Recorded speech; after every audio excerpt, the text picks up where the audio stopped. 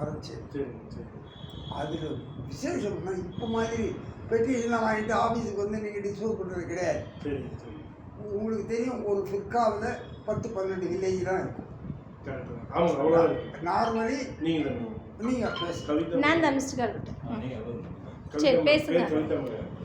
ராம்நாட்டில் சொல்லுங்க. மனுநீதி ஃபிர்காவில் 10-12 வில்லேஜ் தான். சரிங்க நான் என்ன பிளான் பண்ணேன், இந்த ஃபிர்காவில் உள்ள 12 வில்லேஜையும் அந்த இயருக்குள்ளே கம்ப்ளீட் பண்ணிடணும்.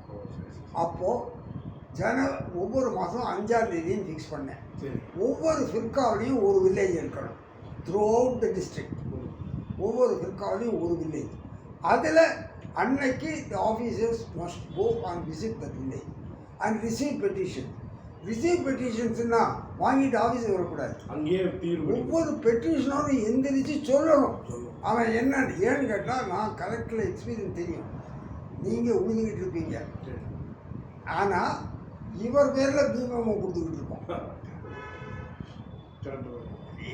உங்களுக்கு தெரியாது, நீங்கள் வாட்டில் உழுது எடுத்துக்கிட்டு இருப்பீங்க, இவர் பேரில் பீமமோ இருக்கும்.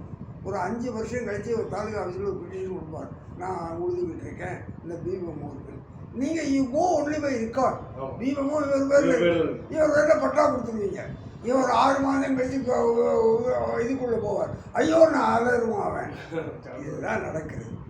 அப்போ நான் சொன்னேன், பெட்டிஷன் கொடுக்கூடாது, எழுந்திரிச்சு சொல்லு, நான் 20 வருஷமாக கொடுக்குறேன். அப்போ ஊரில் சொல்லிடுவான், ஏன்னா எல்லாரையும் வச்சு தானே கேட்குறோம், இல்லைடா இவன் உழுகலைன்னுவான். எவ்வொரு பெட்டிஷனர் எந்திரிச்சு அவன் என்ன கேட்குறான்னு சொல்லணும். அதை ரெக்கார்ட் பண்ணிட்டு அங்கேயே உட்காந்து என்கொயரி இன்ஸ்பெக்ஷன்ஸ் எல்லாம் முடிச்சுட்டு 2 மந்த்ஸுக்குள்ளே ஃபைனல் ஆர்டர் போட்டு பிரிண்ட் பண்ணோம்.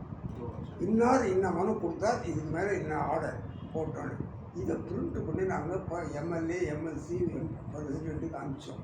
இப்படி அதனால ஹிம்மட் பத்திரிகை எழுதணும். அப்போ ராமநாதபுரம் ஜில்லாவுடைய ஜனத்தொகை 6 லட்சம். 1 லட்சம் பெட்டிஷன்ஸு டைரெக்டாக பீப்புளோட பேசியிருக்கோம்.